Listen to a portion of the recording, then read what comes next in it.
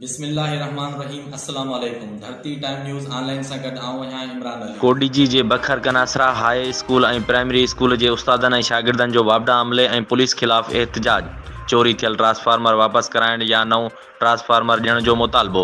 रमज़ान शरीफ़ जो भलारो महीनो आहे। केतिरा ई शागिर्द रोज़ेदार आहिनि जिन खे गर्मी में काफ़ी तकलीफ़ थी अचे ऐं पढ़ाईअ जो अमल बि मुतासिर थिए थो। बिजली न हुजण करे इनक्रोचमेंट ते बि काफ़ी असरु पए थो। स्कूल जे उस्तादनि ऐं शागिर्दनि मुतालबो कयो आहे त असांखे जल्द खां जल्द नओं ट्रांसफार्मर ॾिनो वञे जीअं बिजली बहाल थी सघे। असांजी वापडा वारनि खे गवर्नमेंट वारनि खे इहा गुज़ारिश आहे त हिन रमज़ान जे महीने में असांजी पढ़ाई डिस्टर्ब थी रही आहे, असांखे रोज़े जी हालत में तकलीफ़ थी रही आहे ऐं असांखे हुन लाइ नओं ट्रांसफार्मर ॾिनो वञे जेसिताईं कोई नओं ट्रांसफार्मर अचे। हिते ॿारनि जी पढ़ाई मुश्किल आहे। कई ॿार जेका नंढड़ा आहिनि जेके गर्मी सही नथा सघनि ऐं कई बेहोश थी वञनि था। सो असां वापडा वारनि खे गुज़ारिश था कयूं त असांखे ट्रांसफार्मर ॾिनो वञे।